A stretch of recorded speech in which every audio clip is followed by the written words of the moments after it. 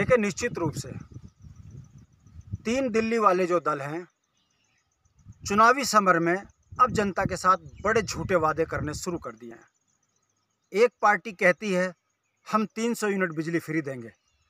जब हम उनसे सवाल पूछते हैं कि उत्तराखंड के बुनियादी सवालों पर आपका क्या कहना है, तो बड़ी ईमानदारी से वो जनता के जवाब से बचते हुए दिखते हैं। इससे बड़ी बात यह है कि वो मुख्यमंत्री के चेहरे में भी जनता के बीच में यह सवाल कर देते हैं कि जनता तय करेगी।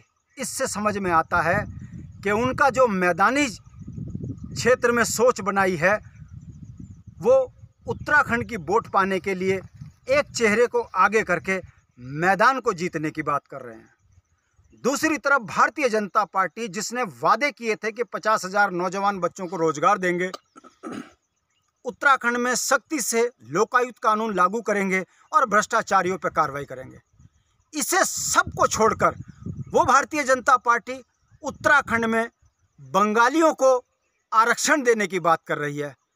यानी कि जो 64 लाख लोगों का राज्य था, जहां 1.5 करोड़ लोग हो चुके हैं, उन बच्चों के भविष्य को बंद करने के लिए स्कूल बंद कर रहे हैं, रोजगार खत्म कर रहे हैं, संविदा कर्मचारियों को नौकरियों से निकाल रहे हैं।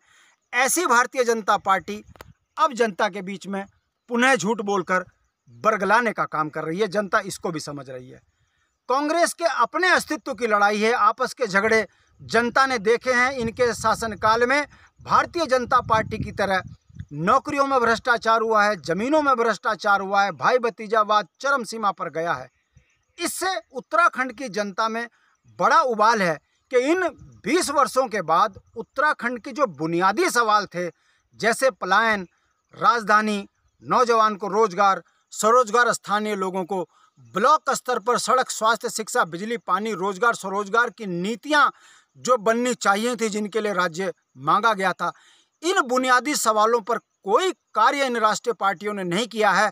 हाँ, मुख्यमंत्रियों की फौज लगाना, अपने अपने रिश्तेदारों को राजनीतिक रूप से स्थापित करना, राज्य में भ्रष्टाचार करके अकुत संपत्ति के मालिक बनना, ये इनका राष्ट्रीय चरित्र है। अब उत्तराखंड की जनता इस बात को समझने लगी है कि काश उत्तराखंड में क्षेत्रीय दल उत्तराखंड क्रांति दल की सरकार होती तो गांव के नौजवान बच्चों को रोजगार मिलता, उत्तराखंड के अंदर खुशहाली होती।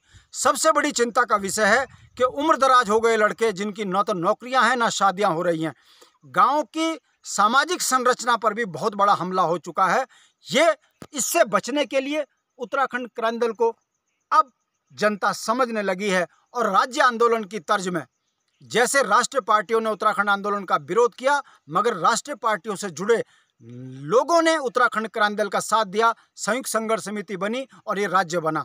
उसी तर्ज पर अब उत्तराखंड क्रांति दल के नेताओं को आगे लेकर आने की बात आम जनमानस कर रहा है।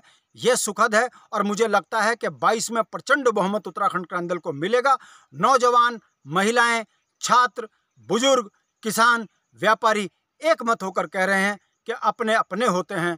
जिस यूकेडी ने इस राज्य को बनाया है, अब इसको स्थापित करना हमारी नैतिक जिम्मेदारी है। पैसों के बल पर गांव के व्यक्ति इन राष्ट्र पार्टियों को वोट नहीं देंगे। ये संदेश गांव से निकल रहा है। ये उत्तराखंड के लिए बड़े सुखद की बात है। नमस्कार।